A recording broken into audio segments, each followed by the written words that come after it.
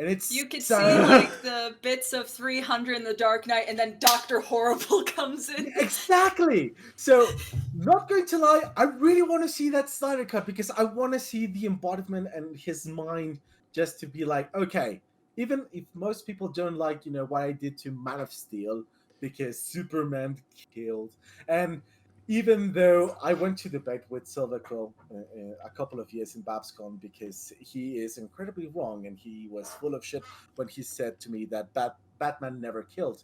And then I brought up the old comics. Batman did kill people. He had a bat gun. Yeah, I just want to say, I believe he even had a gun. But here's the thing, and I will shamelessly abuse my power that I can cut off this topic by starting the show. Your argument has one big flaw, that is Batman versus Superman. Because if Justice League got messed up by corporate interference, this same excuse, there was no Joss Whedon in Batman vs. Superman. And all I have to say is, Martha! Hello and welcome to the AWKWARDCast, where ain't mine keep a power abuse. Oh no. Okay, be happy I'm not using some of the fucking I mean I do have this, which is my I'm disappointed in the world scene, but we're not doing that today because we don't need to shit poster Christine today. We need podcast Christine. It's a Jekyll and Hyde thing. One clock's in, the other clock's out. Anyways, hello everyone. Indeed, we're still here. I give you the room to form your rebuttal argument in the post show, so you still get to rebuttal. But we will for put now, a pin exactly. For now, let's put a pin into it. And welcome to the show for the very first time, the Brony chef. And for everybody who doesn't know who you are, including me, please do tell us, who are you, what do you do, and why should people care? So, here we go. I am the Brony chef. My real name is Caesar. I've been a professional chef for almost 10 years now. I've been cooking you along. Poor guy. I don't even want to know how many salad jokes you had to endure throughout your career. I was thinking of one in my head, and I was trying not to even say it. I was like, yeah, Caesar salads jokes. Yeah, I know. It's just. But yeah, sorry. Like being on our show yet? We have successfully killed the chat already. Nobody's talking to us anymore. But no, chef, what do you do? Because your profession extends more than the internet. You're a real life restaurateur. Yes, I am a TV chef, also here in Mexican television. I've owned a couple of restaurants in some years when I've been living here in Mexico. I own food trucks, catering business. I've run hotels. I've been a teacher, and I've also been a culinary institute headmaster. So basically, I've been almost everywhere where a chef needs to be, including. Are you from Mexico? Because you do not have a Mexican accent. No, I'm not. Okay, I'm glad I'm not going crazy. It's all right. But you also have a YouTube channel and stuff that Yes, I've been doing YouTube since 2012. Not so good because I really don't. I'm not so constant with that. I know I could do better, but being a chef, it's a full-time job. Even when you're asleep, you can be called at 3 a.m. because something went wrong, so you have to go and work. So I really don't have enough time to make videos, edit them, then upload them, and yeah. But yeah, I have my few batch of videos, which I think you're currently seeing over there. Yeah, those are. Look at those. And I even once made a Deadpool 2 review, which was. Ooh. It was. I'm gonna delete it later. Because so what you're saying, Chef, is that you need an editor. Hey, Wolfhead, we know you watch this show. Do you want some work? I'm sure you can make some sick memes out of someone cooking. Yes, you can. And I mean, I noticed you are also joined the crowd of the Twitch streamers. Yes, so I just started 2 weeks ago doing video game streams. I don't know. I just felt because since we're in lockdown and I don't have an actual work, I've been unemployed for almost 3 months right now. So I basically decided to do. You know what? I have a computer. I like video games. Why not? Who cares? Fair. Even so, only one is visible at the moment. Yes. No. In your videotheque, only one is past podcast. Oh, that was because yesterday all of them were going to be put down today. Oh. So they just, Twitch just refreshes everything every 15 days. Okay. Do they do this for me too? So that happens. Do I need to check my own library now? Well, that's what mine's doing right now. So I really don't know how Twitch actually works. I'm just doing it for the funs and giggles. But you actually have a schedule set up. Yes, I do. You're already ahead of me in that regard. It's all right.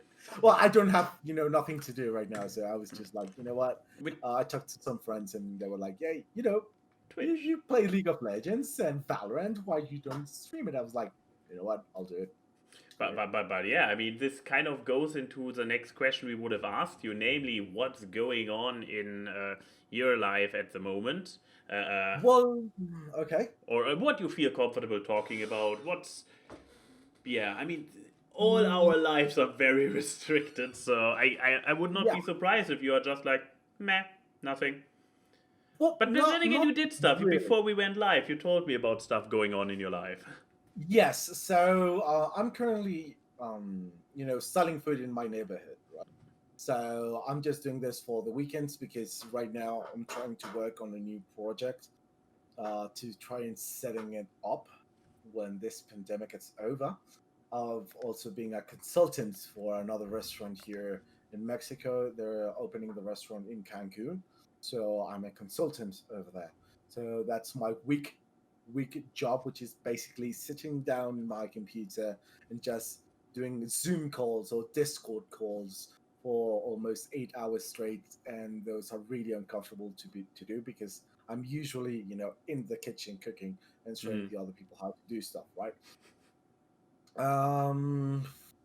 Right now I'm trying to raise as much money as I can because my sister needs surgery, so yeah. I believe. Are you still muted? You're still muted, Key.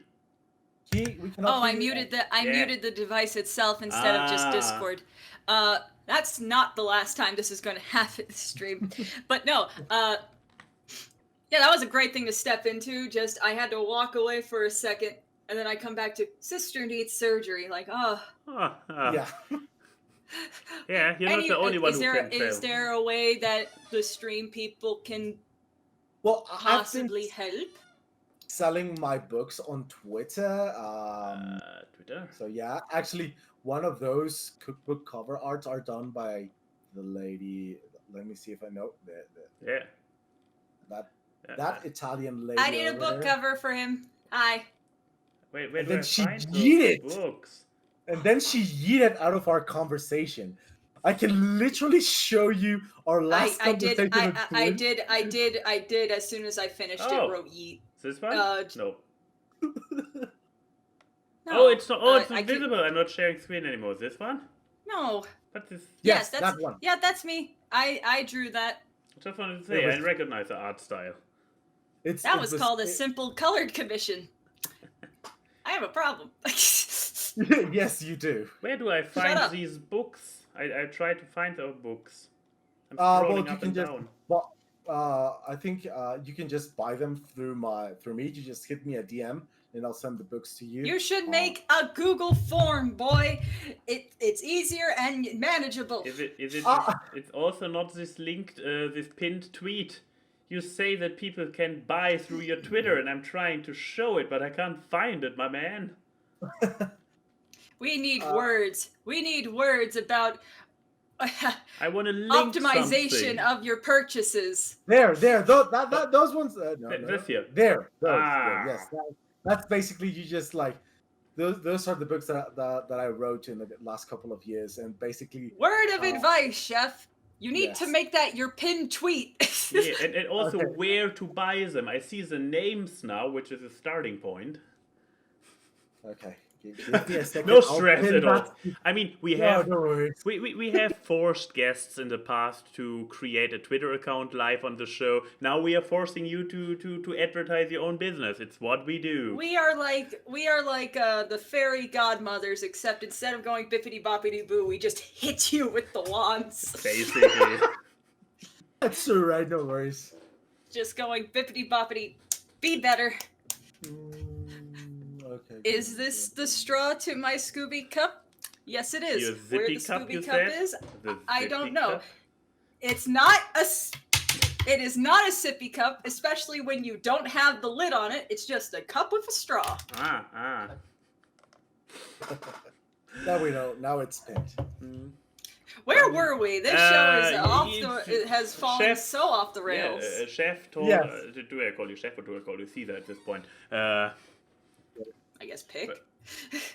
Caesar. I don't have a lot of people I can call Caesar, so Caesar told a little bit about what's going on in his life. I guess I can continue. Because stuff happened. Go right ahead while I get water, which is essential. Fair. But yeah, stuff happened in this week. I mean, two stuff, so not too much. But stuff did still happen. One that I find more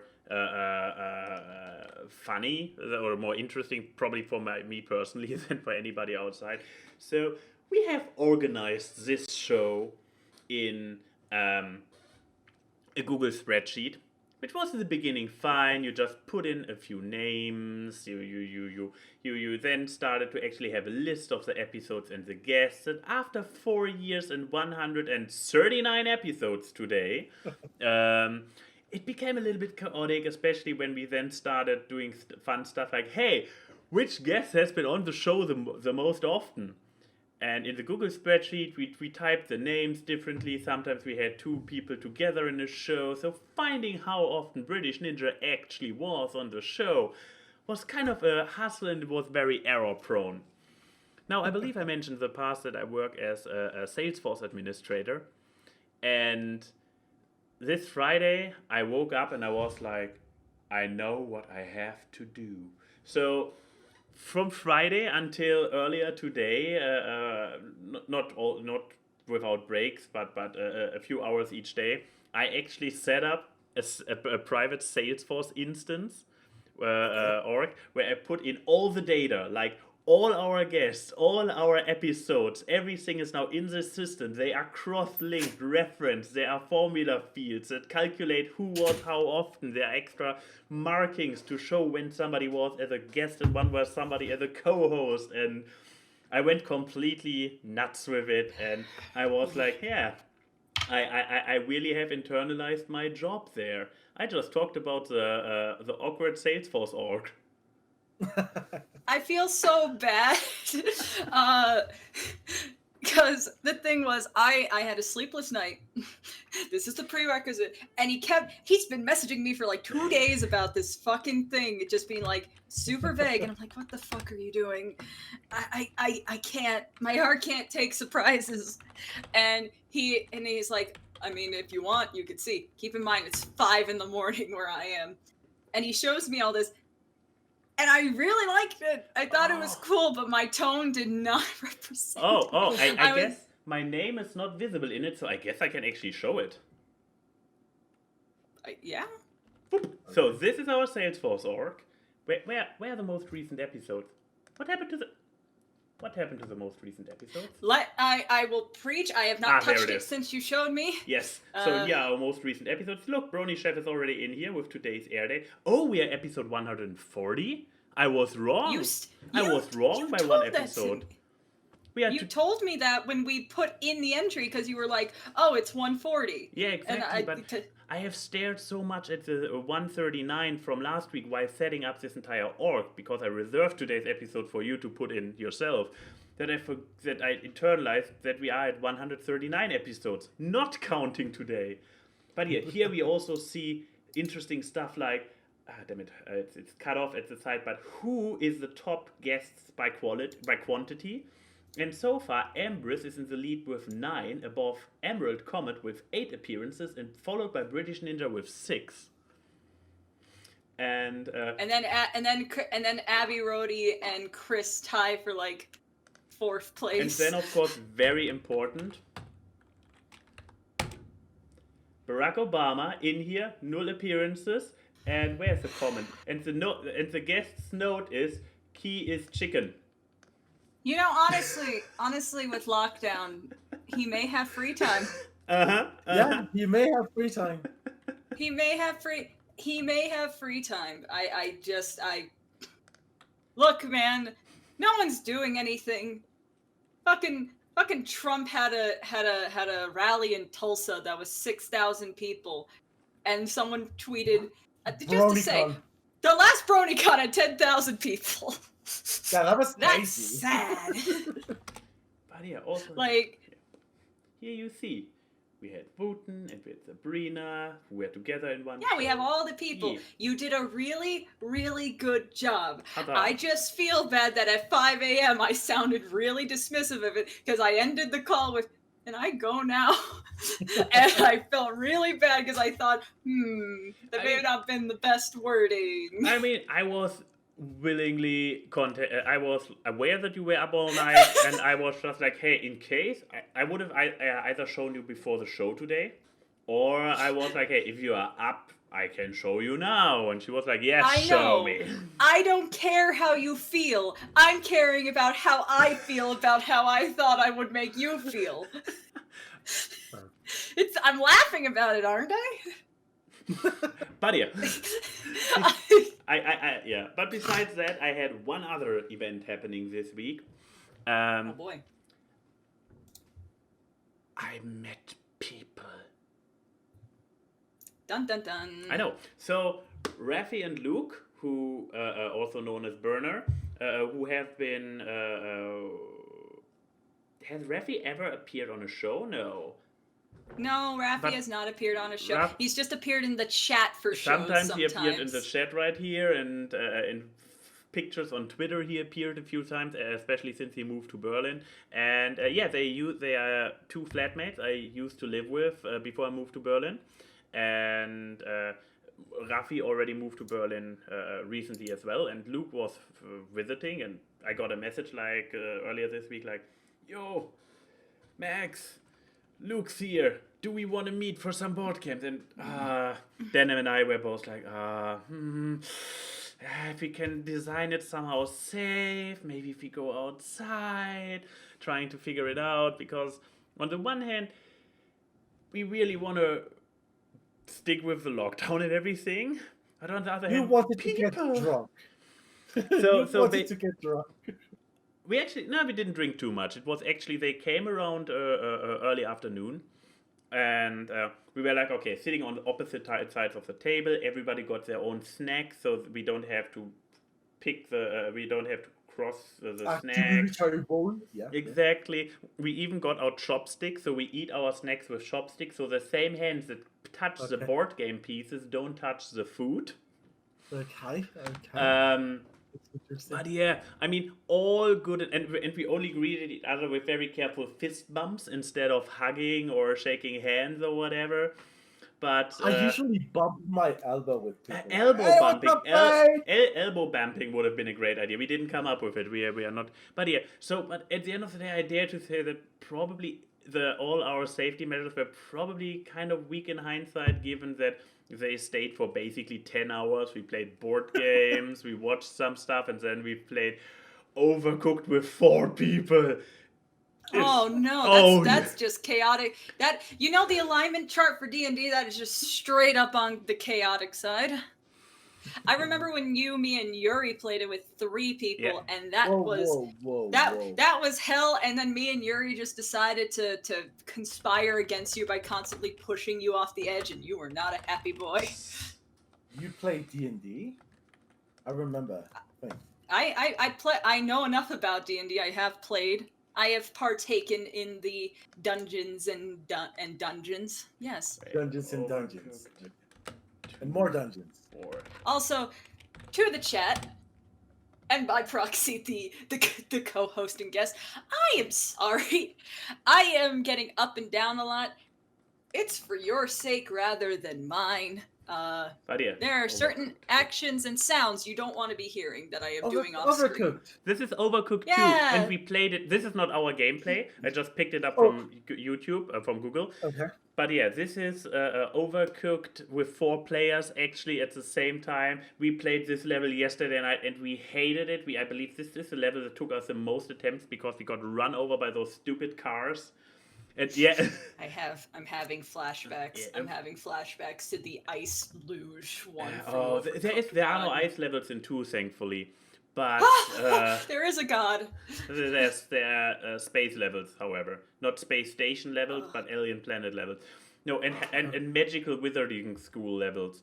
But yeah, I just love the face of the 2 people I'm seeing right here. They're just like dead, like super. This is the face of happiness. It's you are so focused, and it's so funny because our gameplay went up and down. Like we had waves where we were like super competent, communication was spot on, and then we had games where, and then we had a round where we just all focus dropped. Rafi was just running around and randomly dropping off dishes for delivery, and we a level which we eventually finished with 900 points, we went out with 100. And yeah, and it was like at some point it was already getting late, and we were like, okay, when do we have the chance to play Overcooked with 4 people? And they stayed until nearly 1 a.m. So I guess any precautions we took about social distancing were probably irrelevant at this point. After 10 hours in a small flat, but it was totally worth it, and we just hope that if we didn't have it and they didn't have it, we stayed safe, and it was an exception from usually. So that's the takeaway, kids. Keep the rules, keep distancing. I mean, I still dare to say, with the mental mindset that we had about the considerations and the staying apart, I would say we still were relatively safe. I mean, I'm going to actually see Lauren. Yeah. On Friday, and Saturday. But the thing is, both of us don't have the virus. We're not planning to go to any place crowded. We are literally just inside our own homes, and the distance before that is a car. So there's no time where I'm going to be near anything that I can cough on besides Lauren. That's the thing. Once you have the mindset of precaution, then you can, as rules get lifted or loosened somewhere, you can have it for yourself and be like, okay.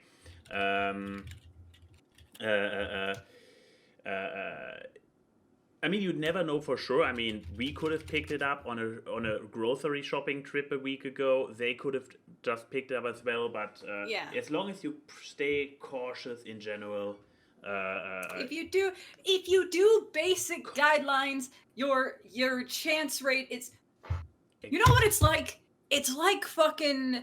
A condom versus birth control kind of thing. It's like, you could do nothing and then you can do essentially the pull-out method and get sick. Condoms are better. And then, complete isolation is like birth control. There's still always that chance you may get it, but the probability rate of it, how likely you are to get it goes down the more you do. So I'll be right back. Be a condom. Oh, okay. Food. Anyways. Food. So I guess is it my turn? If you have something happening to you this week, sure. I have a topic. I have a topic. Okay, please. Yeah, because nothing happens in my week. Hi guys. If you see this red splotch on my chest and my neck, I'm sorry.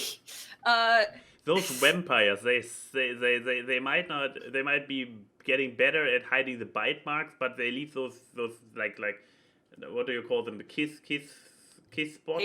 Hickeys. But they start leaving hickeys.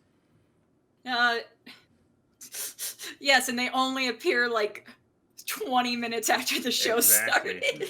No, for sake of transparency, because I've had people actually message me concerned with how many times I've gotten up and down during the show recently. I'm fine and not. It's a thing of.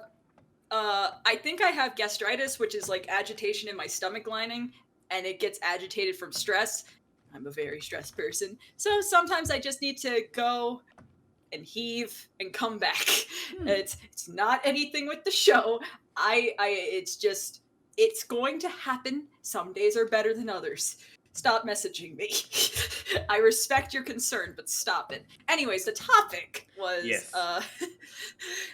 no, I want to keep talking about Harry Potter and the Cursed Child and how much I hate it. It's not my media, but I don't have a week, so I'm allowed to. Okay. I found a bootleg of it. And I know there's that whole discussion on if watching bootlegs of plays and stuff is okay. I don't care. This sucks. It felt... You know how 50 Shades of Grey was a fan fiction of Twilight? Yes. That became its own thing? Now imagine if just a fanfic of Harry Potter became its own thing, but it's still Harry Potter. I hate it. I hate it so much. They add new characters that aren't there. They add, like, I think it's like fucking Dumbledore. He who shall not be Voldemort. Voldemort has a kid in this play. What?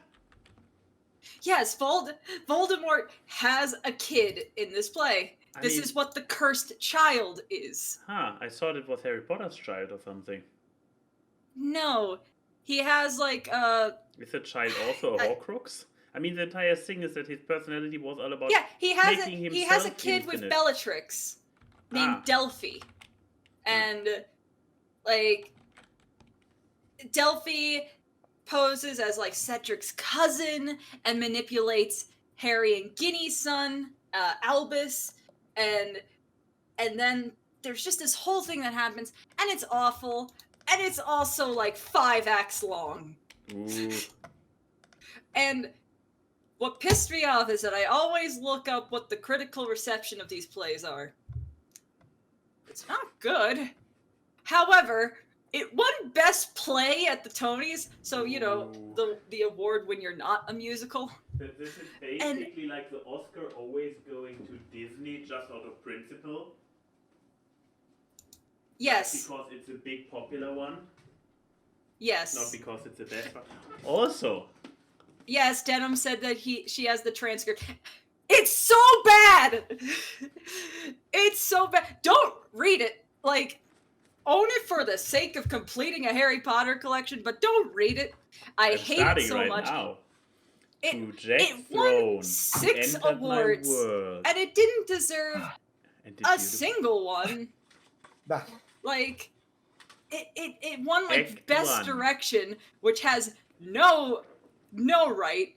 I'm looking to see if it won Best Writing. A busy and crowded station. Stop it. Full of people trying to go somewhere. Stop it, I want to get to my media. I just wanted to say how much I didn't like this fucking play. And if I hear from the ethos that they're gonna make a movie of it someday, I will protest. I will go find the nearest DVD box set of Harry Potter and light it aflame. I will go to my nearest Blockbuster and destroy all the displays. You mean like this?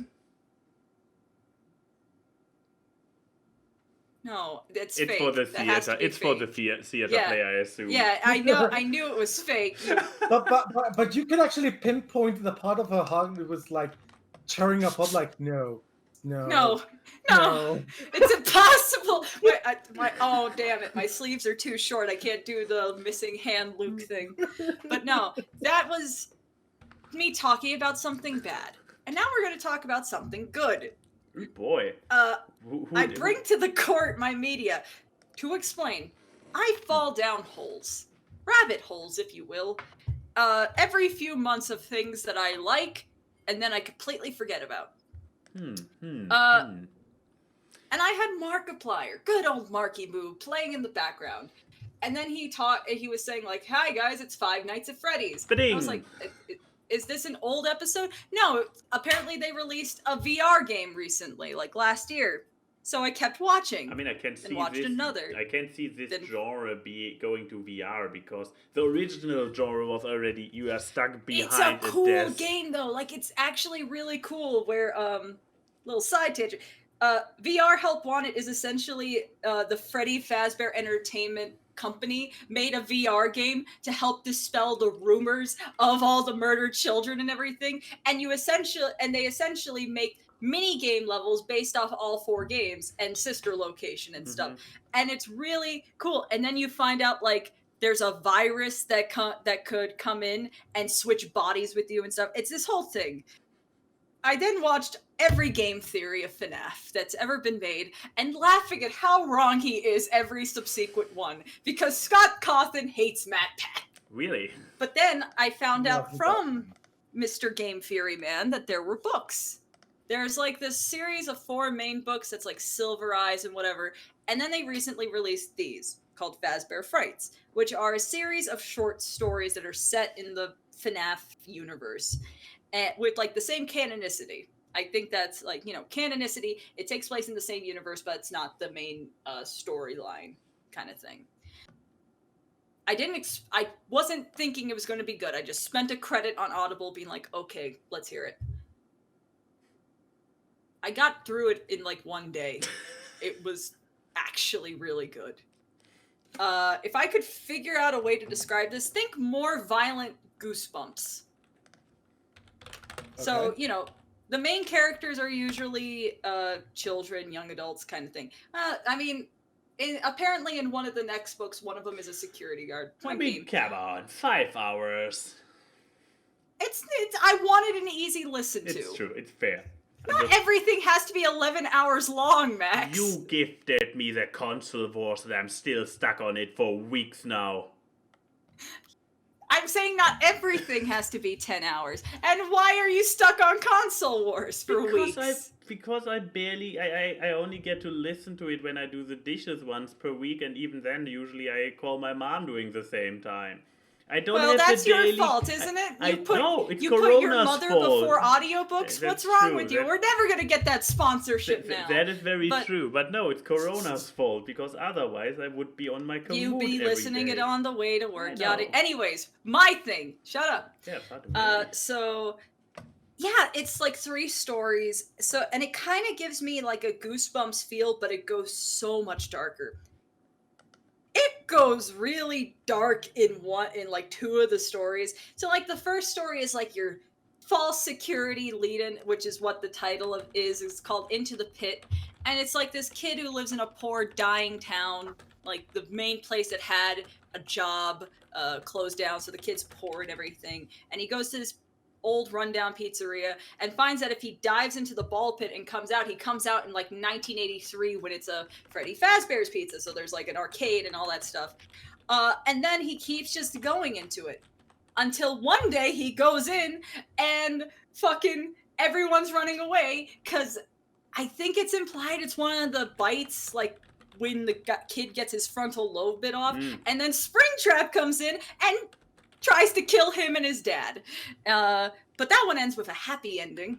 And then the next one is about a girl who really doesn't like her body, finds a doll that promises to make her wish come true, and slowly dismembers her. Should I put on spoiler warning at some point for people who still might want to listen to it? I mean, I'm giving stuff that's very abridged. And then the last story it kind of switches between present and past. There's a kid who's stuck in one of the animatronic suits, and the animatronic suit is asking, which way do you want to die? Oh, lovely. Because she's like a goth girl and constantly like she's a goth and she's 14. And the she acts like an I'm 14 and this is deep kind of girl. And the animatronic actually wants to be nice and fulfill her wish. Yes, exactly. Because I just wanted to say the animatronics are not inherently evil. They are just misunderstood. And they want to put those skeletons back into suits. And, some of them are possessed by children's souls, so that's a thing. Okay. Sit down, kids, for a quick crash course. The original 4 animatronics of Bonnie, Chica, Freddy, and Foxy, they are possessed by dead children that William Afton, the purple guy, killed. Then there's the toy animatronics from FNAF 2, like Toy Bonnie, Toy Chica, and Toy Freddy, and Mangle, who were robots that were put with security readings to try to stop the murders. Then there's FNAF 3. Springtrap is just William Afton, who got stuck in the suit because the possessed children scared him into the suit, and then the spring lock failure happened and basically crushed him to death inside of it. FNAF 4 is just a bunch of dreams and illusions a kid is having, and then the kid gets bitten by an animatronic and dies.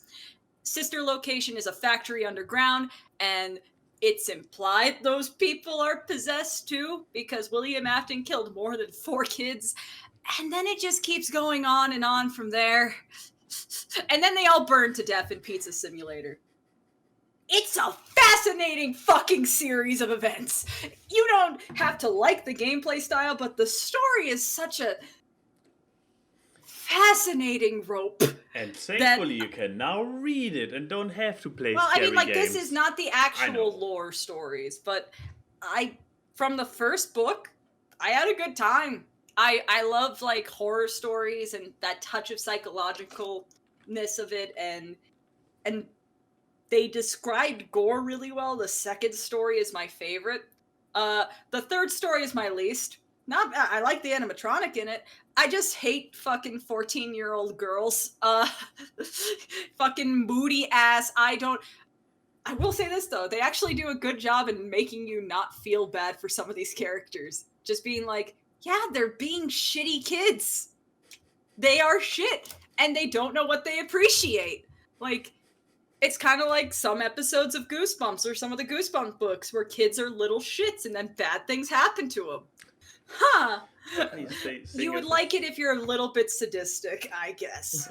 I wonder if I should switch my media because it would fit so much better to yours, because I had a perfect segue. But who would like it and who wouldn't? If you really, really, really hate Five Nights at Freddy's for some reason, you're not gonna like this book.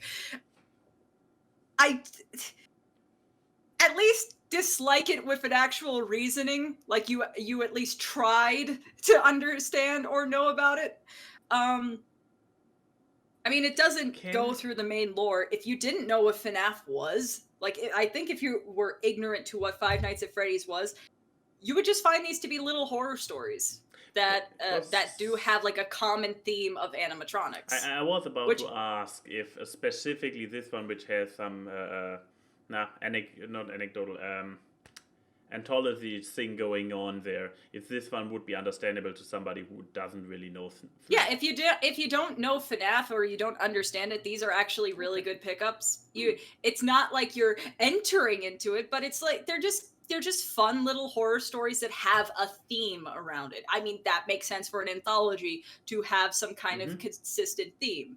And that would be the animatronics. And so you would just be kind of like, oh, there's these creepy creatures and they're robots, but if you understand the franchise, you know who they actually are.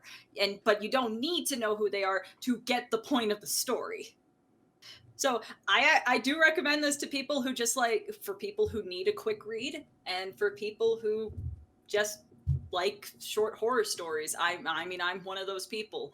I like bite-sized anthology things just because I like to see what stories can be weaved. And sometimes you don't need a story to be 10 hours long because then there's just a lot of fat in it. These cut the fat. And that's what I like. I like a lean piece of story. But I would recommend you at least pick up this one. It's on Audible for 1 credit, and I think it's only like $3 or $4 if you buy it just normally. And give it a chance. There's like 4 of these Fazbear Fright anthology books, and I'm liking it so far. This book got me to buy the second one, which apparently gets more gruesome. But yeah, I'm kind of back in a FNAF hole now, and I can't get out. Help. There are 7 games. Shame. And there's a new game coming out at the end of the year. Again. And they're gonna bring a wolf girl into it. I don't know what to do. Is the lore still cohesive, so? Yeah. Oh, okay. Because, I mean, that's maybe the thing which you said before, that MadPat, which amuses you so much about MadPat, that he because if the lore is cohesive, so it's not like his conclusions are wrong because the lore he got changed and therefore he got retroactively proven Yeah, the wrong. lore hasn't gotten changed. The way Scott Cawthon does his storytelling is that it's not in a straight line cohesive structure. The games are not representative of an actual chronological timeline. Exactly. Because FNAF 2 comes out, the FNAF 2 is a prequel to FNAF 1. Yeah. And FNAF 4 is a prequel to all of FNAF 1 and 2. I mean, you can say what you want about MadPat and his videos. At least he presents a bunch of timelines that make it for plebs like me possible to follow. And then Scott comes in being like, oh, Matthew. So close. I have a DLC. Wrong. I think one of the funniest opening gags they had recently for one of the game theories was MadPat and Scott Cawthon playing Uno with just different plot things and just yelling at each other. But yeah, so there you go. Yeah, maybe to give Chef some more airtime, you want to go next with your media. Caesar? Which one? You want to go with your media? Caesar, it's your turn. Yeah, sure. Okay, sure. go then. All right, so I've been reading this book for like the 5th time because I am a junkie of John Katzenbach. I love this book. Precisely how the interminds of the spoilers. Spoilers? Should I? Yeah. Put on the spoiler alert. I put on the spoiler alert. So basically, this is a really interesting book. Like, you're gonna like it. I think it's an Audible. I think it is. This doesn't sound like spoilers. But it's really nice. It's really intricate. If you like those like Five Nights at Freddy's books, this is Five Nights at Freddy's book done right. You haven't even read it. You don't know if it's done right or not. But I'm sure it is because this is a professional, well-known, writer. He has a really good timeline and franchise with this analyst book, and it's amazing. It's really good, and I really don't want to start with what's going on because then, I'm going to start with a little bit. So basically, this guy, he's a psychologist. He's a psychiatrist. He treats people. But then he apparently fucks somebody up so bad that his last patient, that patient has now the strong will to ruin his life in all matters possible. So it basically starts with the psychiatrist's birthday, receiving a letter from that guy, and everything just goes and explodes, and it's just magnificent, and it's really, really nice. It goes really, really, really dark, and it's really good. It's a really good piece of literature. Okay. Who fair. wouldn't like exactly. Who would you recommend it to, and who wouldn't like it? People who like cops movies, really gruesome, even. I would like to say people who like Hannibal the series, or people who like all those really crime deep and sort of dark series like that. Even Five Nights at Freddy's. I've played Five Nights at Freddy's Keyframe. I saw on your YouTube channel I literally raged quit. I played Five Nights at Freddy's. I went through the whole game. I won. I screamed, and I am the queen. So don't act like you don't get the appeal. I played it. I liked it when there were like only 3 games, but then I just felt like they were just like, See, that's a more understandable stance of just like milking too much. The franchise. Yeah. Anyway, the analyst. Anyway, The Analyst. It's a really good piece of literature. It was supposed to have a movie adaptation, but everything went down due to problems with Warner Brothers because it's Warner, right? So it's a really good piece. I really want. I can't say anymore because then I will be going into way too many details, and I really recommend it to you guys. It's really good. You can read it under a week, and it's really nice. Okay. Ooh. How many pages is it? Do you know how many? Did you? Well, depending because you can get them on different sort of editions. Mine it's 500 pages, which is not Oh, bad. that's easy. Yeah. In a week. Yeah, that's like 35 pages and some change a day. Yeah. That's so easy. Unless you are a reader who reads word by word very slowly. That would be very embarrassing for anybody. But here's the thing, Keyframe. Every time you read it, you discover more stuff. That's why I'm reading it for the 5th time. Oh, I love any media like that. That's why one of my favorite movies from a couple of years ago was Us. Just that whole when you could sit down in the train and be like, wait, that connected to that. Oh my god. Yeah. Exactly. But yeah, so that's The Analyst. Yes. Okay, so I am not going to switch my media after all. Maybe I will talk about my alternative one a little bit down the road, which is called The Trash Cast, I believe. Okay. It's Giga, the anime man, and some poor third anime I've heard viewer. of the Trash Cast, but so what is this? What is the one that's actually your media, though? Just for point of reference, they were talking about something you mentioned. Oh yeah, shitty kids that you hate and that you don't feel bad for getting slaughtered. And they were talking in the most recent episode. They were talking about School Days, which is, I believe, the anime where they just start killing each other in the last episode. Mm-hmm. Okay, so this just I know that anime. it just reminded me of that. Anyways, my actual media for this week is girlfriend reviews. Oh, I know this channel. Of course you know this channel. You know every channel on YouTube. Because I have no life. Exactly. But yeah, girlfriend reviews. What is it? So, ironically, a lot of their most appealing episodes are kind of breaking the formula, but the overall idea is her boyfriend is a gamer, a very passionate one, who plays all the big games. He plays the Kratoses, he plays the dead dudes killing giant monsters, including puppies carrying swords around. He plays the Fallouts, the superheroes, the bricks, yeah. And she is his girlfriend and lives with him. And so basically what they start the majority of episodes with is this is not a review of God of War. This is how it is to live with this is a review of how it is to live with somebody who plays God of War. So basically, can we appreciate their thumbnail style though? Their thumbnail style is great. That's the fucking boyfriend meme stock photo. Yep, it's pretty epic. I will not lie. I believe they very rarely break from the formula, which is beautiful. Except for very recently. Yeah.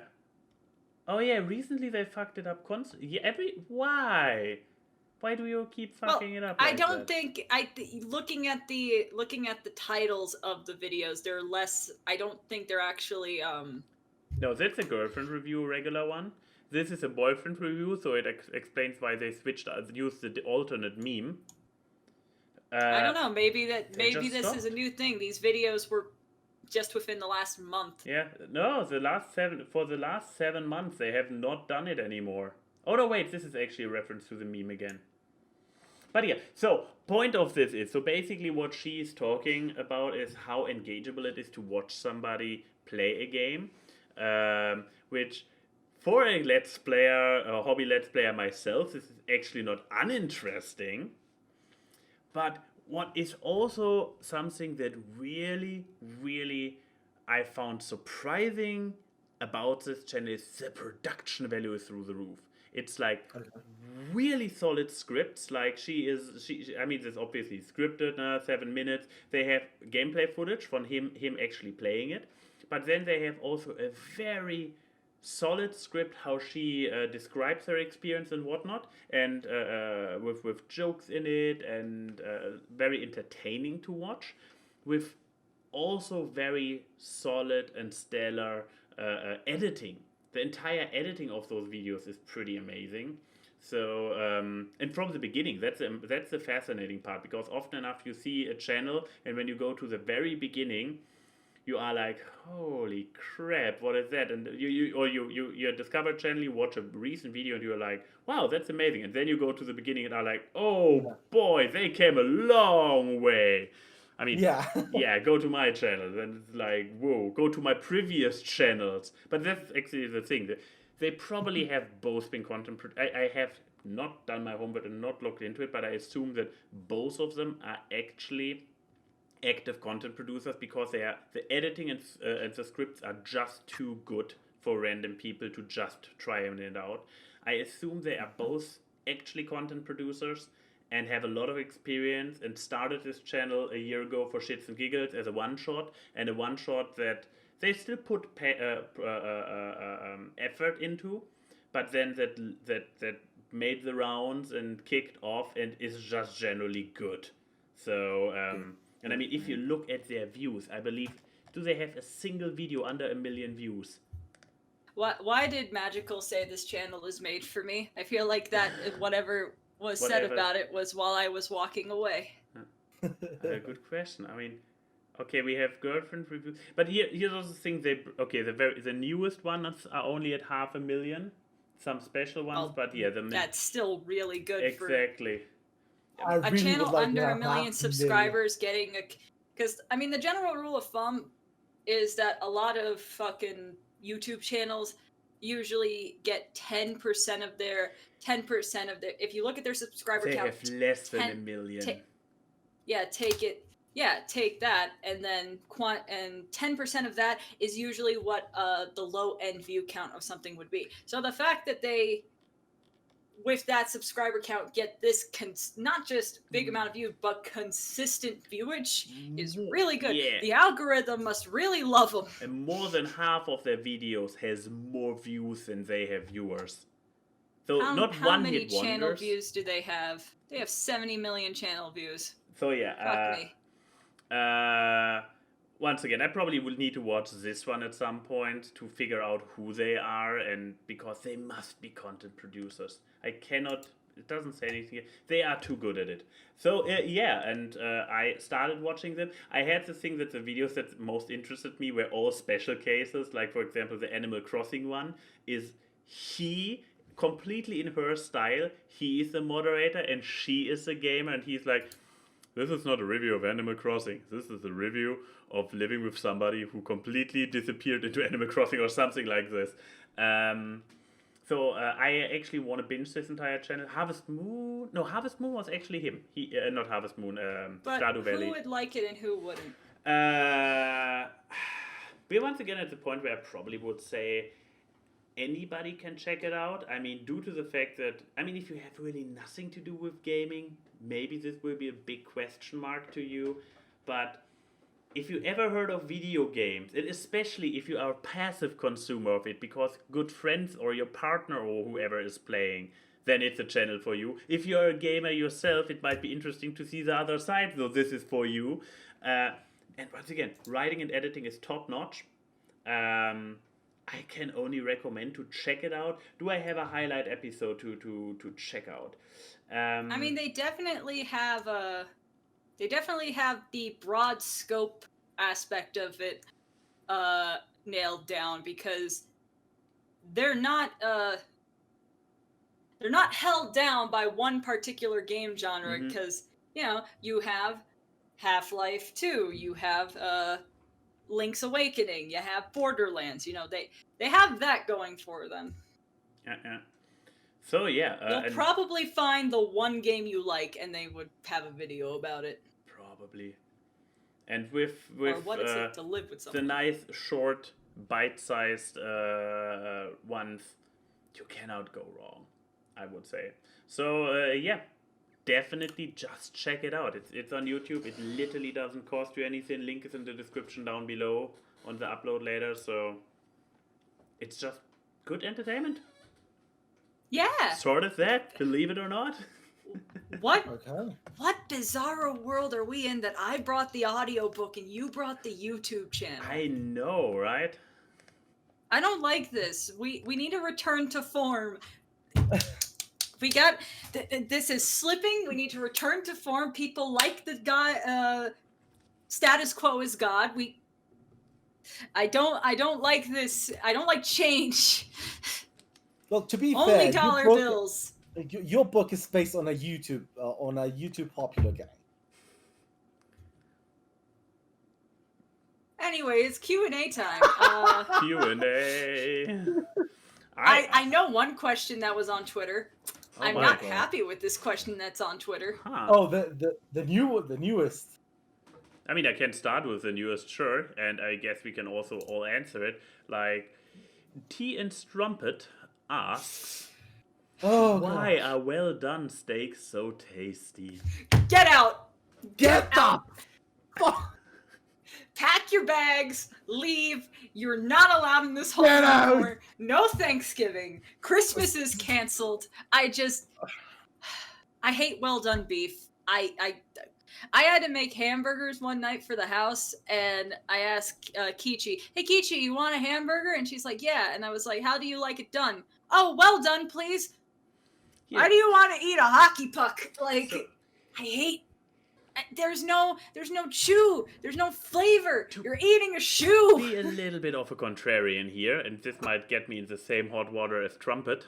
Oh, you have no idea. You have no idea what's boiling right now in my side. So I be would careful what you're gonna say. exactly, but I would take. I mean, ironically, you can change one of them, but if we assume that it has been served and cannot be furtherly prepared in the kitchen, You'd rather a well done than a rare. exactly. I would rather take it too well done than too rare. I'm just going to say though, most Caesar restaurants, has if they thoughts don't on get this. your steak right, you ask them to remake. We had this problem in Vegas when they didn't make my steak right. I would rather a rare steak because if I'm cooking it at home and it's rare, I can put it back on the stove or the grill or whatever I'm doing. Right. I mean, we had I have not posted it, so I guess this will be an exclusive reveal here on the show once I get the picture available. But we had steak earlier today, and it was on the end like where it was good. It was good, but it was. I had this probably what you mean with it's not chewy enough because it was like I had this like. Yeah, So that's was the it problem medium- with well done medium steak. well? No, it was almost too rare. Oh, not medium chew- well is the best place to cook steak. I don't know how to describe it, especially not in English. But not shoe sole because not shoe under shoe sole. Yeah, you're not eating a shoe, Yeah, but you're because- basically exactly. eating meaty gum. Yeah, how do I get this thing visible to me? You know what? Oh god, this conversation is making me ill. Where do I Who's sense this in to the chat see it? that likes well done steak? No, Mr. Joe Mule. I mean, I personally would go How- for medium. Yeah, would go medium for medium is my Yeah, preferred my way. medium is my We're all preferred one. entitled to the eating your meat whenever you may. Okay, yes. So, but I'm gonna break it down through like a nutritionist would do it. All right. Caesar is gonna chef-splain us. Yes, Okay. please. Yes.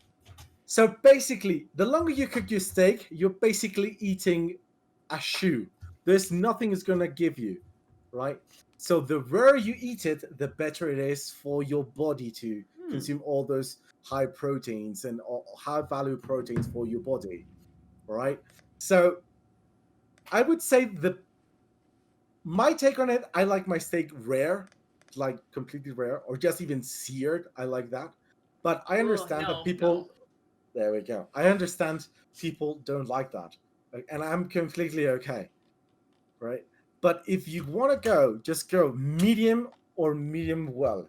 If you go the full on and just ask for a well done steak, just ask for chicken, because yeah, you just it's like giving a middle finger to a cow. Like I just in my restaurants, if people, because I serve dry aged and I serve I usually have wagyu and all that, when people go on and say like I want my stuff well done, they know, my waiters know that I'm gonna refuse to cook it.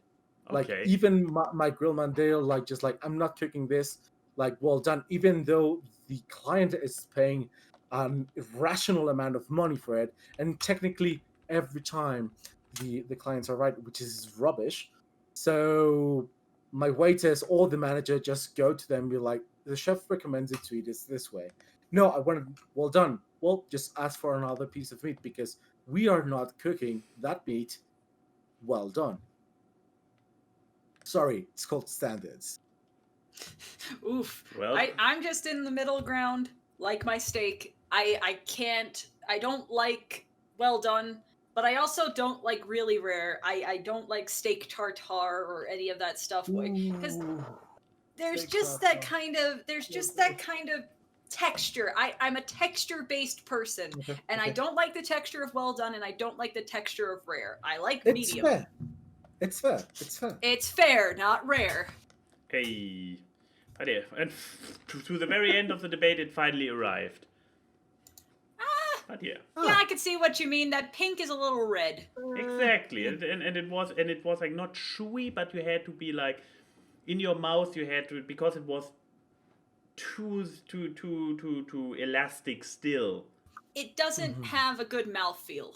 Yeah, Right. yeah. When it's There very you go. raw, we have this like Anyways, yeah. thank you, Strumpet. I love you and hate you. I love you so much, Strumpet, but the next time I see you, You're getting we're- just a raw steak slapped on your eye. yes. But okay, so let's see. What questions do we have in the Discord? We got quite a few. Okay, here's one from Barbie the Nutcracker. Odie. Odie, okay. Ask Awkward, what's that moment in a series where a character starts acting like they would at the beginning of the series, ignoring most of their development throughout it, has annoyed you the most? So a Rainbow Dash moment, right? Someone, he actually put, if you watch the horse show, you probably have at least one example. Okay, wait. So, what's that? Max, get off your phone. I need to read it because I cannot use Discord because we are streaming through Discord. Oh, okay. If I thought click- you were just being. No, I thought you were just being a silly millennial. If I click on Discord, this happens to the show. Oh, there's literally nothing well, visible I mean, because it happens to be. I don't know. I count this as an upgrade. So, Then again, I was What's also the that person who was for an audio show when we began this podcast. So, but no. So why Rainbow Dash for you, Chef? So here's the thing. I love Rainbow Dash. I even have a tattoo right here for me. Oh right? my. I love her so much. But here's the thing. Every single friggin' time she had an episode on the show, she just had that Rainbow Dash I'm stupid moments, and I don't care. All of the things I've learned for the past 9 years of my pony life, right? So she just goes full on, excuse the word, full on retard. So, You don't go full retard. Never go What full you do- retard. Never. But here's the thing. So when she becomes a Wonderbolt on season 6, right? So she becomes a Wonderbolt, and then she's been hanging around with the Wonderbolts, and I think Rainbow Dash has more she's in the higher hierarchy because she has saved Equestria more times than the Wonderbolts ever done shit. Right? And then she's like, oh my god, I have to fit in. There's the Wonderbolts. Holy shit! And then she just goes retard and starts acting like Pinkie Pie, Rarity, Twilight, Fluttershy. Yeah, Newbie like, Dash. Oh. Dude, okay, come on. Like, calm down, breathe, and like, they should be, worried about hanging around you, the actual savior of Equestria, because the princesses don't do jack shit, right? They just like get incapacitated at 5 minutes of the series finale, or or series or season premiere, or 10 minutes of the movie, and you just have to put your shit up and save Equestria. They would be the ones to be worried about hanging around with you. But no, she just goes full on.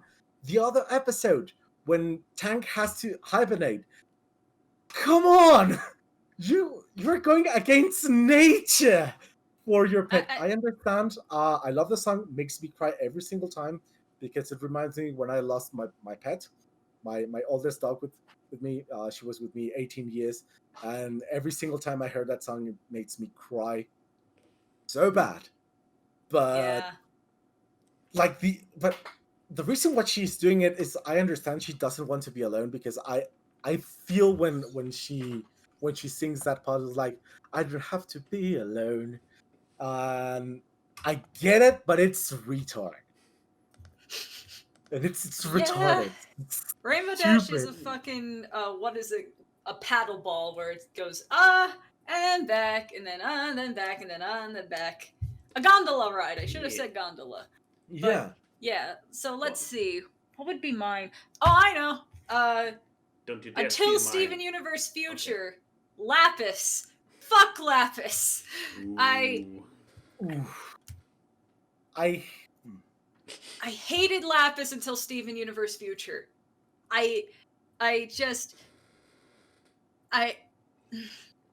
How does one describe Miss Flaky Lapis Lazuli? As the abuser in the relationship? Oh yeah, fuck that. Fuck fucking Lapidot shippers. No. That is an obviously abusive relationship, and yet you dunk on people for liking Jasper and Lazuli together? Fuck that noise.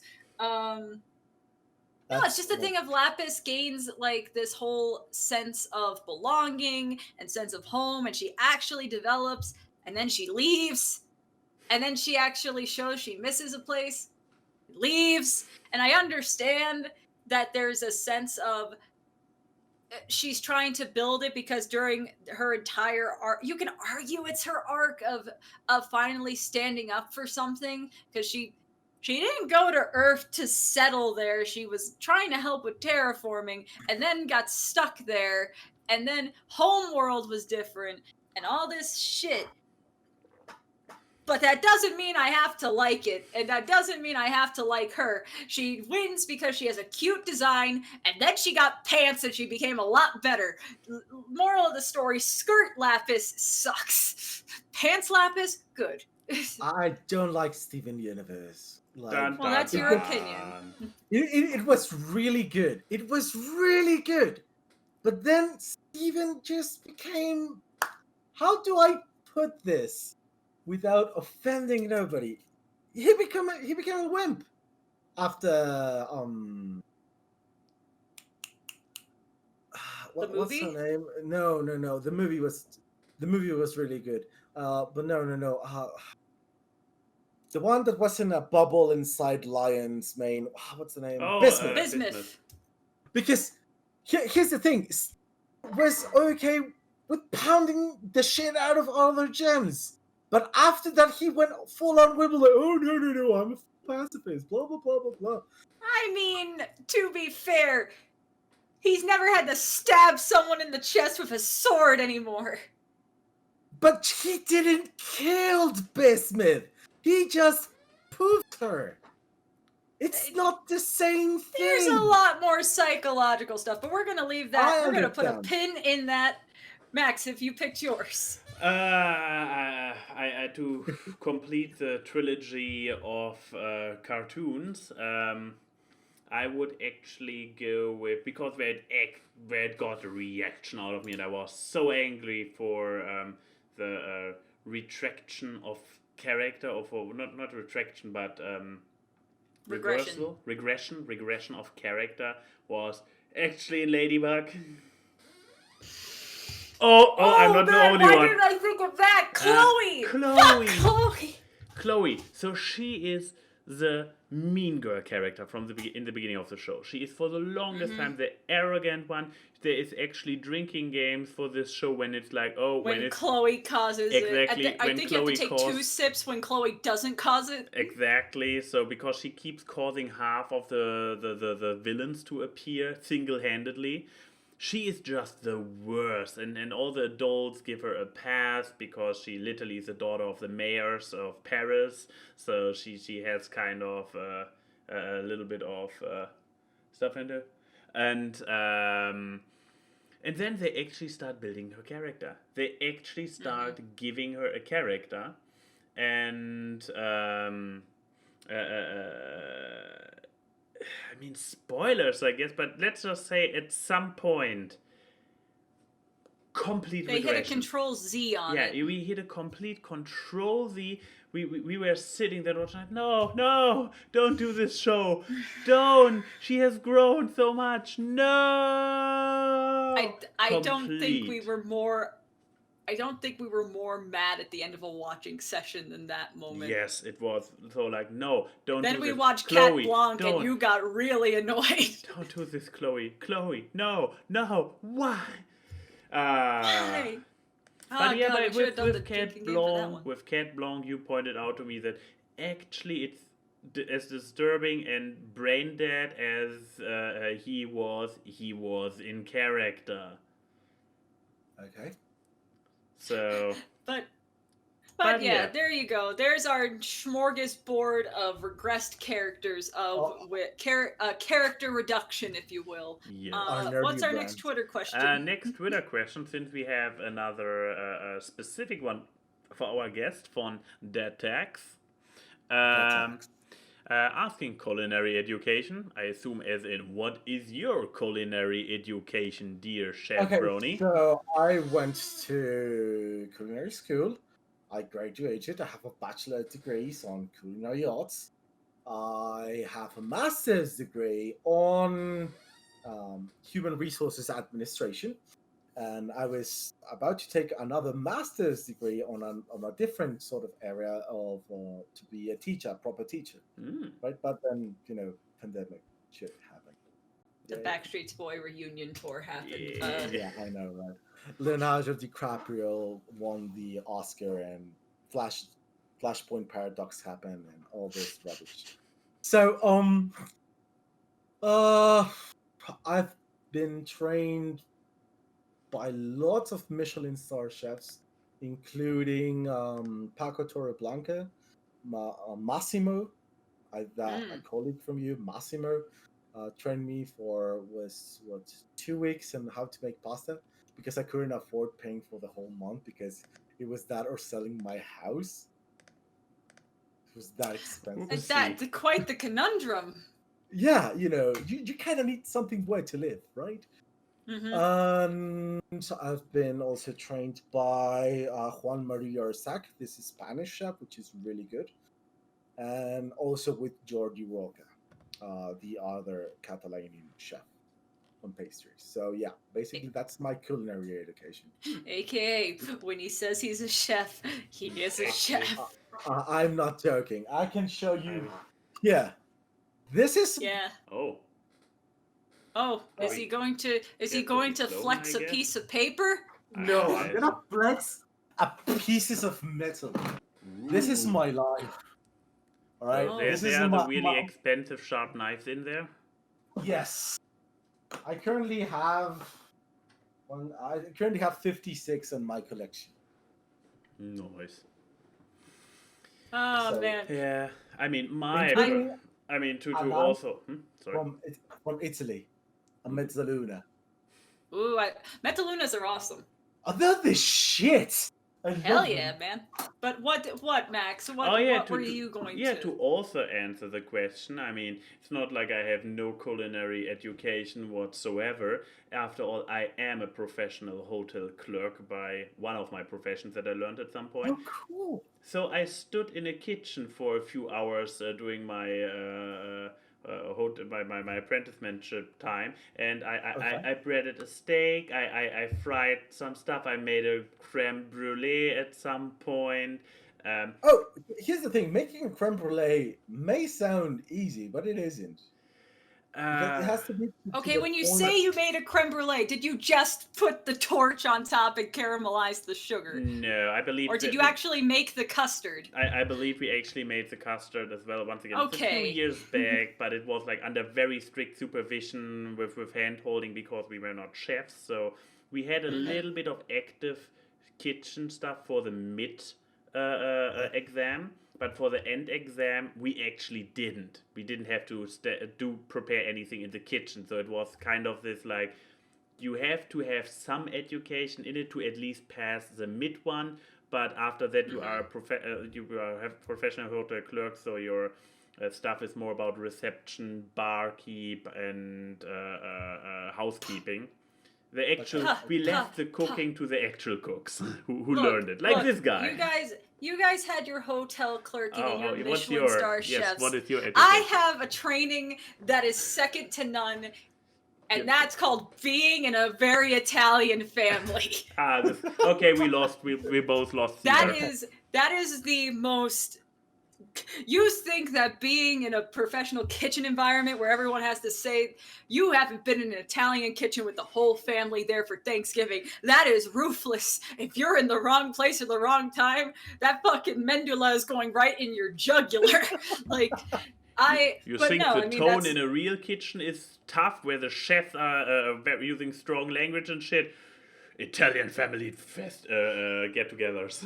You look, an Italian family loves very intensely, but that because of that, they know exactly where to hit you where it hurts. But no, it's to be real. That is I love cooking and I love baking and all that stuff. But I learned everything from my family, my dad's side of the family, specifically my dad.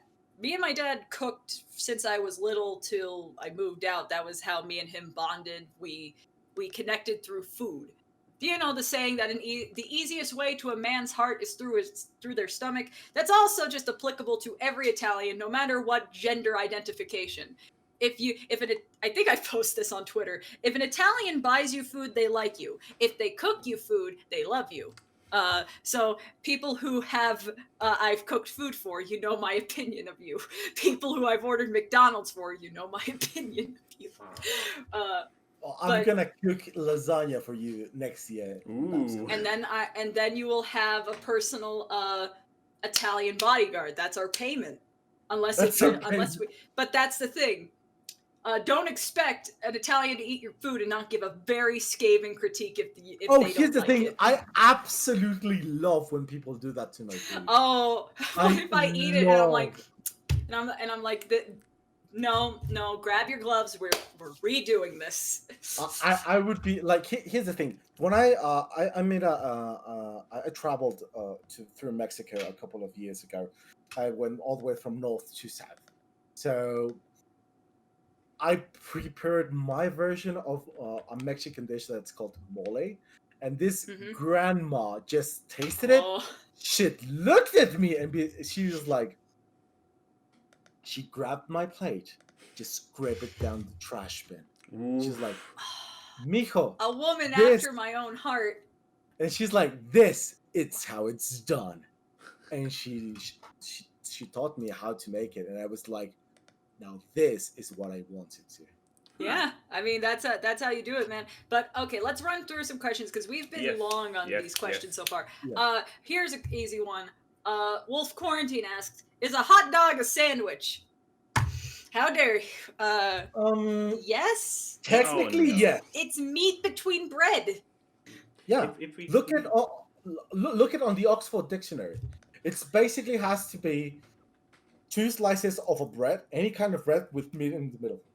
That's it. Technically, it does qualify as a sandwich. Man, I mean, if you go back historically, what the Earl of Sandwich wanted was like, but it needs to fit in one hand so we can play prepare cards. a food that fitted in my hand, in my singular hand, so I can still whatever he did with the other hand at this point play in time. cards. He was playing. Oh. He was gambling. Ah, see. Okay. Yeah, I know I know my Earl of Sandwich lore because it's just one of the most.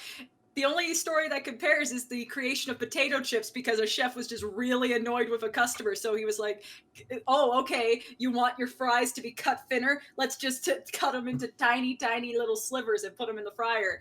And then everyone liked them. And then the chef was like, what the fuck? Now I have to do like, this oh, every night. I mean, I'll take your money, but I'm not going to be happy while I do it. But yeah, burning through questions. Go. Yes. Brandon Croker on Twitter asks, for all, what kind of food would you consider underappreciated or overappreciated? Underappreciated. Underappreciated food.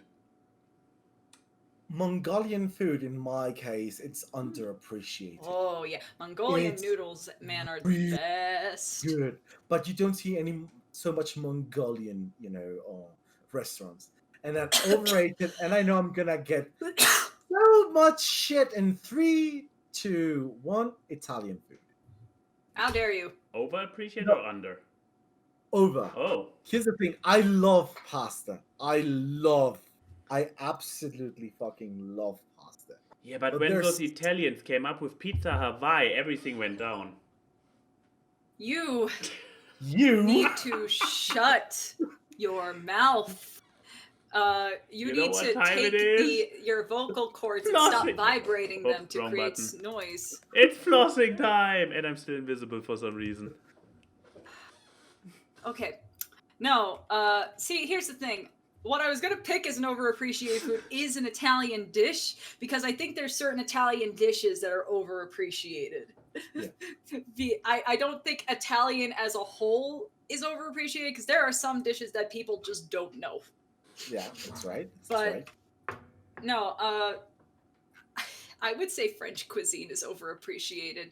It's not that great. No, specifically, French wine sucks, and I don't know why people want it.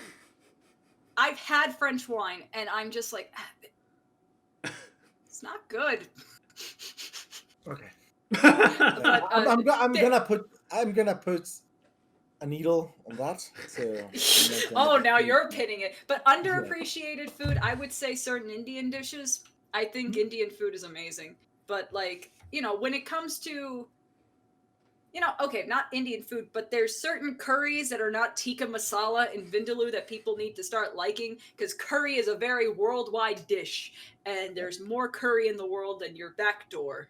Yeah, I know that makes just as much sense saying it as it was when I was thinking it, but that's what I'm going to stick with. Here's the thing, Colombian food, right on the chat, it's really underappreciated, and it's really good. Oh yeah.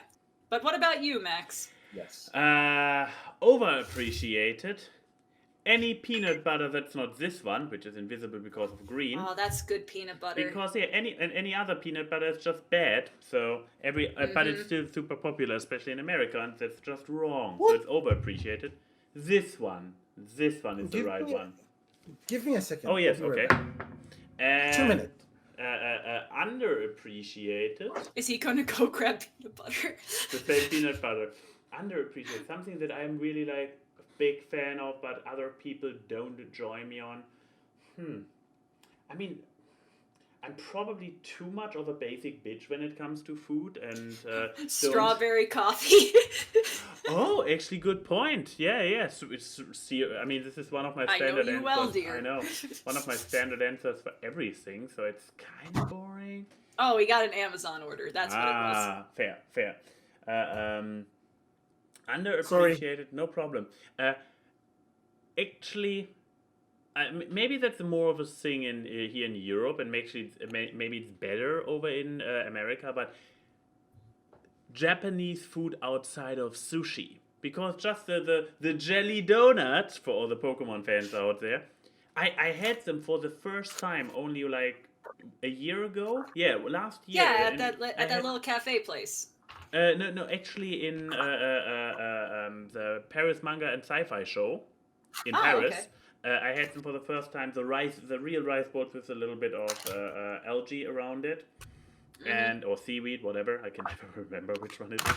And I had them. They were like, wow, they taste really good, and I never had them before because you don't get them. And here in Berlin, Denim has found an actual Japanese cafe which had a lot of those very not widely known items, and we tried some of them, and they were all pretty amazing. And I need to take you to Little Tokyo the next time you come down here. For example, oh my God, Japanese food in Southern California is mwah, because we were the place where all the Asian immigrants went. Could be. So maybe it's more common over there, but yeah, here in Germany, sushi every corner, obviously, and I love my sushi. I will not lie, I love sushi, but seeing how much more Japanese cuisine has to offer was like, a whole new world. Basically that. But yeah, no. Yes, no. I was just thinking of that ramen place we went to the last time you were here. That was a place that looks deceive, because from the outside it didn't look like much, but the inside, good flavor, and me dying. So. And me dying. Nice. Pepper went in the wrong place in my throat. Oh yeah. Remember okay. That part. Here's one from Wolf Quarantine. 2 cheeses, 3 cheeses, 4 cheeses. How much cheese is too much cheese? This is going to be weird coming from an Italian. There is such a thing as too much cheese. I actually am not a big cheese person.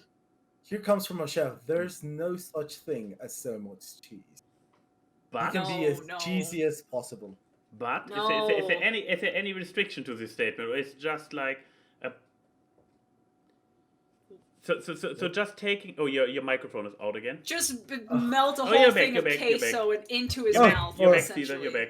Okay. But so basically, just taking a bunch full of different cheeses, throwing them in the pot, melting them is a dish. I mean, that's just queso, fondue. Isn't it? That's just fondue. Oh. No, it's fondue when you dip something in it. I'm talking as the cheese as the dish. Yeah. Also, only that's dip. That's fondue dip. No, I'm not a big cheese person. To me, I like cream sauces, but I like very light.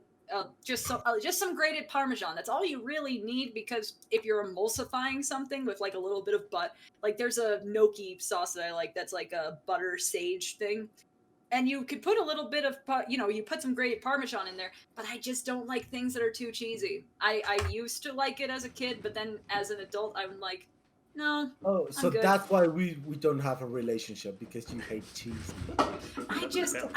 I don't hate cheese. I just feel like a little goes a long way. I'm sorry.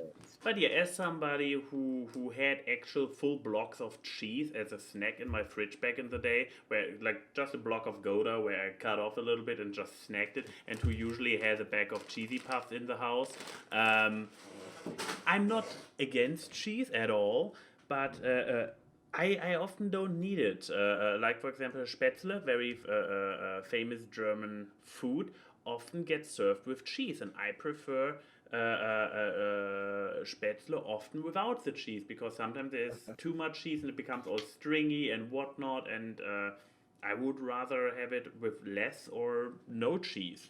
So it's very situational for me. Okay. Cheese is good on certain things. I like cheese on certain meats. Like I am a fan of a good cheeseburger. Okay. Like, there are certain things cheese works, and then there are just times where I like to taste the other ingredients in the dish. Right. But okay, so those are our answers. Never enough, a little bit, and case by case. Yes. We are a slider scale today. Are there any more Twitter questions? One more, very, very out of left field given everything else that got asked so far, by J-Rock. For all, if you were to choose one starter Pokemon to be your partner, who would it be and why? They can be from any region. Are you going to give a Digimon answer like you always do when we get a fucking Pokemon question? Gatomon. I saw anthropomorphic fan art of Gatomon, and she can be a babe. That's not the point! Oh. We're talking about Pokemon starters. Okay. We're not talking about which one becomes the most yiffable. We're talking about cute little fuzzy Pokemon starters in our monster trading game we want to start with. I need Gatomon art on my... I need to Empress. I need to commission Empress to do a Gatomon art to either put on this wall or maybe even on the real wall. I have to still decide. Stop! I know you're proud of this fucking green screen setup, but... Okay, so I guess this is a question that we're going to omit Max from because he has no thing of value here. Pokemon. I would love... I know it's cliche. I don't care. I'm sorry, but it's still my inner kid's dream to have a Pikachu. Like, I mean, yeah, I could see that. Pokemon Yellow is quite a popular one. I actually still own my Pokemon Yellow and my Game Boy Color. I have them somewhere over there. But don't get me wrong. I had Pokemon Blue growing up. No. Nice.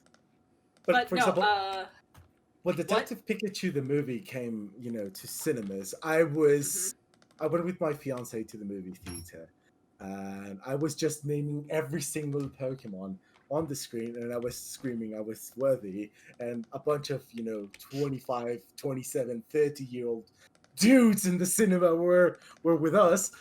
And there's this scene where Pikachu is just like standing right in his shoulder.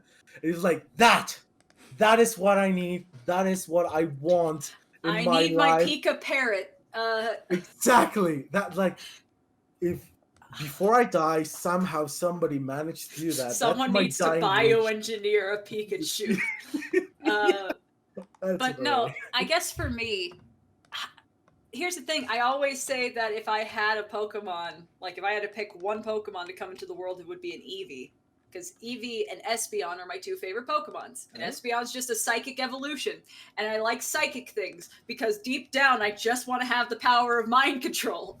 But, no, I guess if I had to pick from the starter packs, probably Rowlet from the Alolan region, because I like birds, and he's a cute little bean owl, and he's also when he finally evolves, he becomes a fucking archer, and that's awesome. Here's the thing, you can actually have Eevee because, let's go Eevee, like the chat's saying, it's a thing.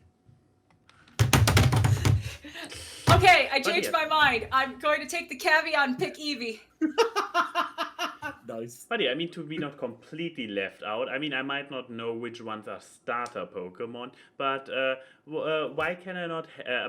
My pick is Vanillite. Oh, the ice cream cone one? Yes. That's adorable. Okay. Don't eat it. But that was my plan, that I have an emergency ratio of ice cream. Ration of food? Trying to eat Magikarps in the Kanto region. No, the thing is, I'm looking for the next Discord question while I'm saying this. But there was a show I used to watch when I was younger called Foster's Home for Imaginary Friends, and the main kid's older brother was trying to make an imaginary friend, and he imagined a slice of pizza that was sentient, and then he just ate the pizza while the pizza was screaming. That's the same energy I got from your reasoning for Vanillite. But okay, it is getting later, so I think we could do one more question and then the FMK. Okay. Wait, there was one that I dabbed on to market. What was it? Oh, right. Now oh, yeah, it's okay, a lot of questions, people dabbed on it. Because one is an easy would you rather, and the other one is an easy one too. Okay. So, from Chronic Lurker, would you rather use only dull knives for the rest of your culinary life or never use salt again? That is easy. Ooh. I will take a dull knife any day. Cooking is the cornerstone of cooking is salt. That is the most basic fucking seasoning you need. I mean, there's other seasonings that are a lot better. You're missing garlic. The answer to your own question, woman. What? I said I would only use dull knives. No, but the Chronic Lurker was not lurking right now. Oh, I don't... Oh, the Chronic Lurker was getting ice cream. Fine, okay. Chronic Lurker, my answer was dull knives. Anyways, what's your guys' pick? Let the So chef here's the go thing. first before I go get him angry again, because my answer probably will. No. Chef. Here's the thing. Chef, what? Chef, what is yours? I've worked with dull knives, and it's a really pain in the ass to work with them. But working without salt, it's one of the most challenging things that I've done in my life. And that was where I was working on a hospital in Tijuana where we had Oh, yeah. cancer patients. So you cannot use salt when you're treating cancer patients. So we used aminos. So I could go with aminos every single day, but a dull knife, hell no. So I you're cannot- picking no salt. But using aminos and soy sauce. Because Okay, fine. Ah. No, we are not counting soy sauce. I'm Soy going- sauce is just Chinese salt.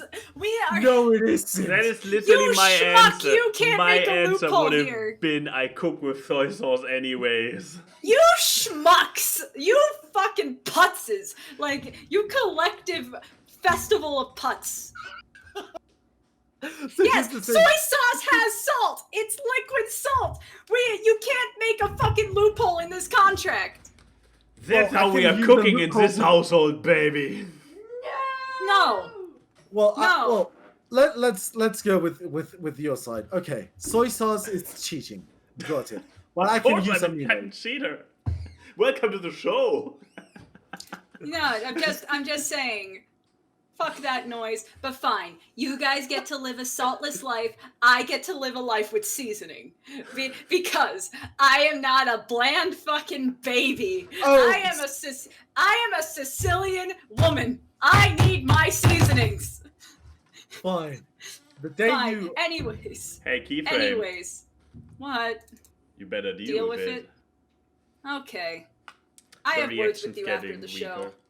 Oh god. I have words with you after the show. Anyways, Barbie Nutcracker for the win says 31-year challenge. Ian knows what's it about. You're up. Okay. I also know what's up because I did this on Twitter. So, to give you context, Chef, Okay. apparently Justin Bieber challenged Tom Cruise, who is 31 years his senior, to like a boxing match. And so everyone was like, okay, find someone who's 31 years older, like a celebrity who's 31 years older than you, and see who you're going to fight against.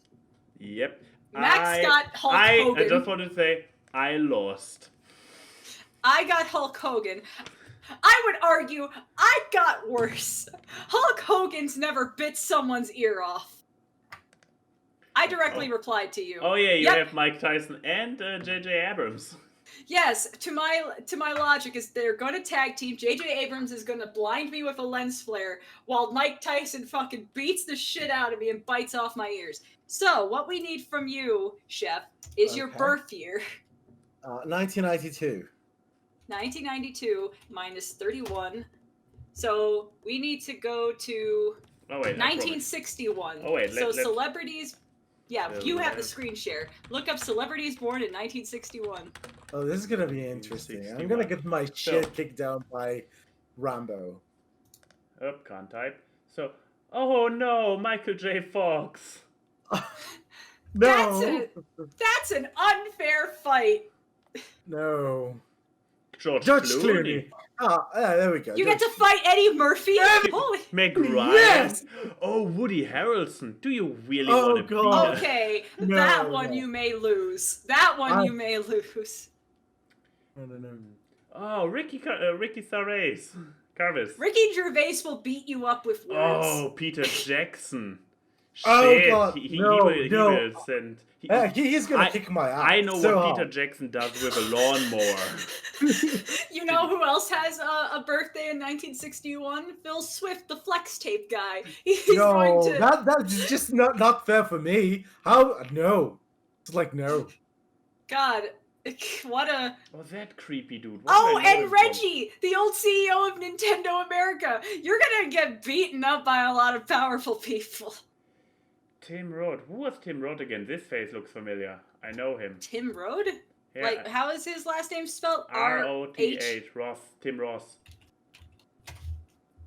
I know his face. Oh, he was Don't in Lie Pulp to Fiction. Me. Also, isn't he Don't Lie to Me? Lie to Me? Yeah, he's in Lie to Me, The Ah, Hateful Eight, Tin Star, Reservoir Dogs. He's in a lot. But Damn! yeah, so I'm gonna be fighting also the guy from the Law and Order. What's his name? Oh, go and- on. Oh. Go on. Oh yeah, Stabler. Yeah, Stabler. Yeah. Oh wait, but you're And- also fighting the main guy in Happy in that case because he's the same. Christopher Oh. Maloney plays the main guy in Happy. You get to fight Stifler's mom. Oh, you're. That will be a fight to behold. That's going to be a fight. Clothes will be ripped off. Stifler's Wait, mom, that she's a she MILF. kinda got She's it a on. MILF. She's a mother. I'd like to fight. Oh, I see what you did there. I'm way too proud. Okay, but yes, now we're at our final part of the show. Yes. Thank you, Odie, for the 31 challenge. That one is great. It was really good. Our favorite part of the show.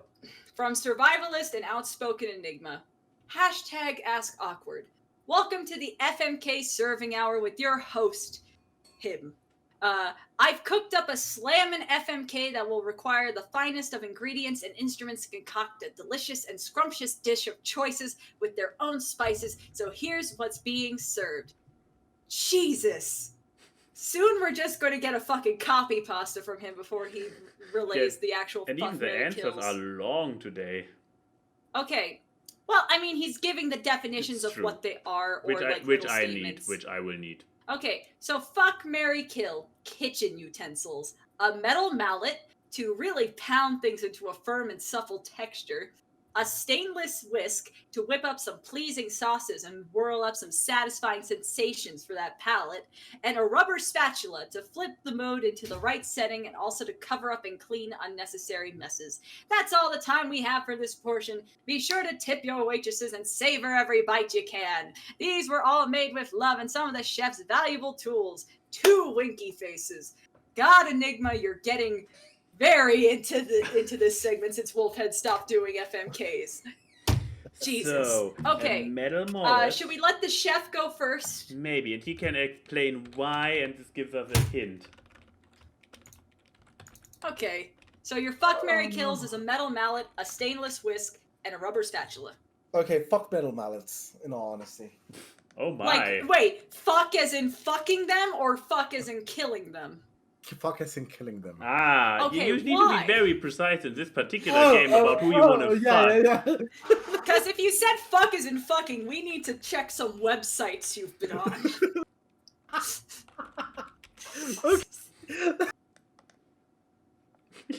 Anyways, why are you going to kill metal mallets? So here's the thing: metal mallets are overused. Like they just use them to tenderize, hard meat when you can just use a bunch of other things. So probably that, and they're so fucking annoying, and they just use space in your kitchen and just fucking rubbish. Hate them so much. So, yeah. Okay. They're just glorified hammers. Yeah, you could probably tenderize a steak just as conveniently with a hammer. Exactly. Yeah. I mean, exactly. in all fairness, when I googled metal mallet, the first 2 items are hammers. Actual and hammers. down here you get a That's it. Down here I'm you getting get me mallet. There you go. But okay, so what's your fuck and what's your berry? So I'll fuck the whisk completely, absolutely. Because, I mean, as the expert, I'm really looking forward to your explanation. Here's the thing. Is it the challenge? Yes, I like how it feels in the balls. Okay. Don't state it like that because it feels like you have some experience. I mean, he has an entire suitcase full of kitchen utensils, if you know what I mean. Oh my He god! will never come back. This turned out so weird. Here's the No, thing. I don't think it's. I think he's not going to come back because some employers may do background checks on him and find this podcast. Yeah, I'm pretty sure it's gonna happen. Here's the thing. Whisk is one of the most important things in a kitchen. You can do. That's true. You can do the same job with 2, forks, but it's not the same. You're not gonna get the same results. Plus, It's it causes a blister on your finger. If but you're you not only careful. want to have it for a hot and short night while you still marry the spatula? What makes a spatula so much more of a keeper and so much less passionful? Here's the thing: a spatula is so versatile on a kitchen. You can use it for so many things. That you can use it on pastries. You can use it on savory dishes, and even you can use it even on the grill. So yeah, I will totally marry a spatula because it's versatile. sexy. And heat Thank you, resistant. Odie, for the FBI open up. You made me spill some water on myself from that, so good job.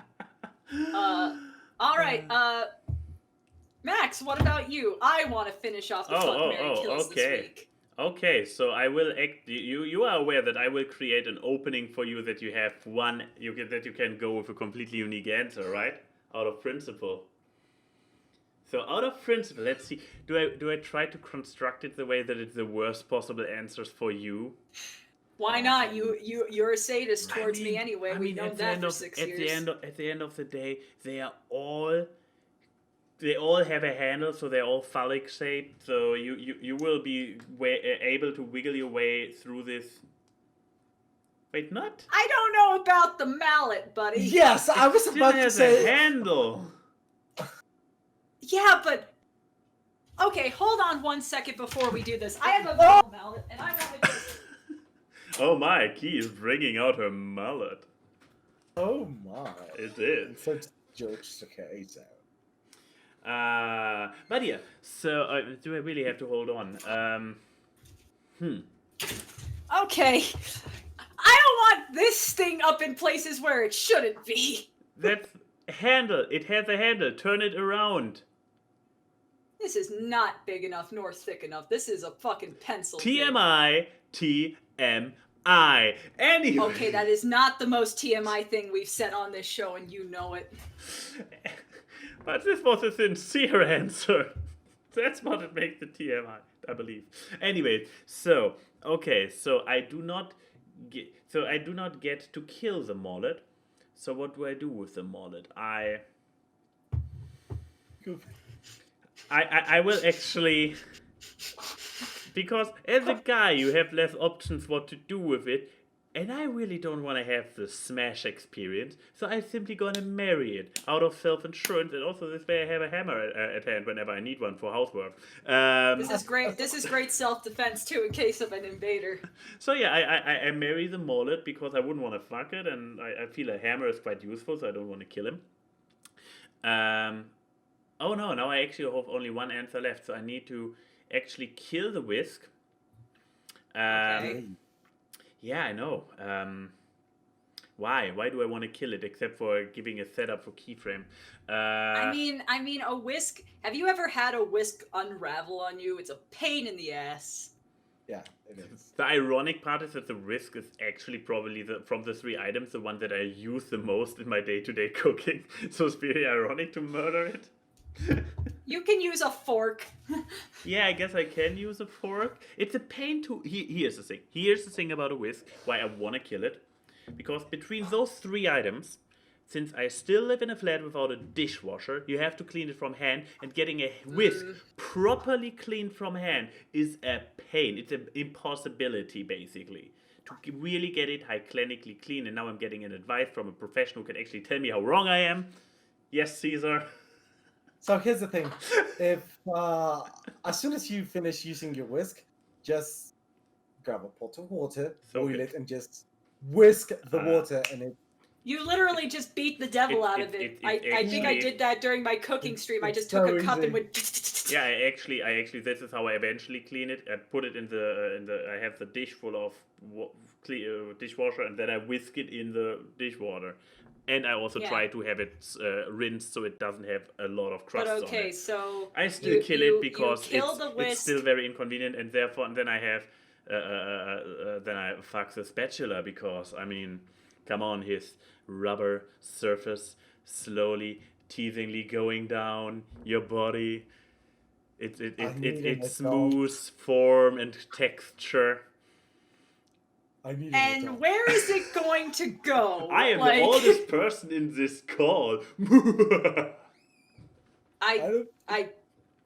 Oh yeah, someone said I need an adult. I was more thinking of the logistics of where it's gonna go. or we're going to go back to the smashing thing. I mean, you don't have to always penetrate.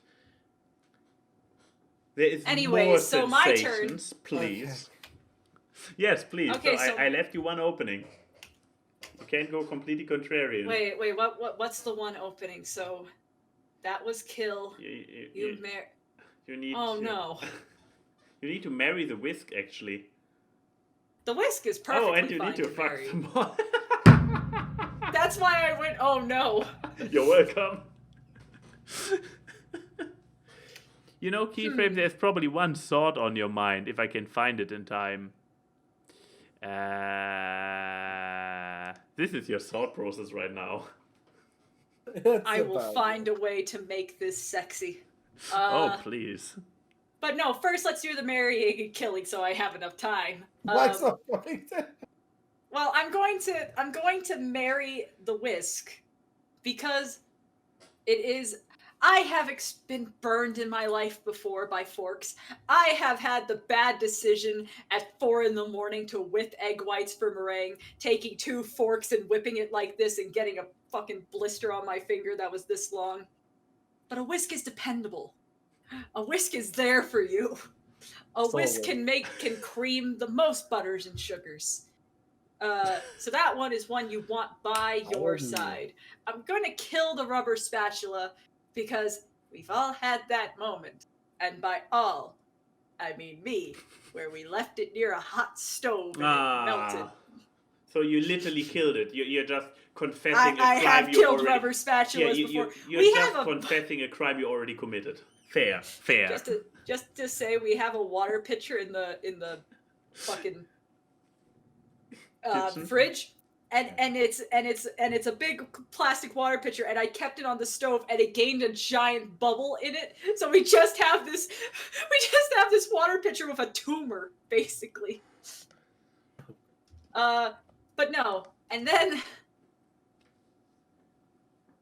And then I'm gonna fuck the mallet. Oh, why, Keyframe? Why do you make this decision all by yourself? Please do share. So I'm a masochist and a sadist made me. That's him, officer. No, I mean, I don't want to say. Stop beating the meat on camera, even if it's only your hand. No, not that. Who doesn't like a good... Hammering? Who doesn't like a good pounding? That's awkward. Bye, everyone. That's the end of the show. A and Y and Key say hi to the people in the chat. The memes are seen on this live stream as they talk about random crap. It's time for awkward guys. It's the awkward. Random guests and funny gags on the awkward guys. Artwork and analysis, which you do not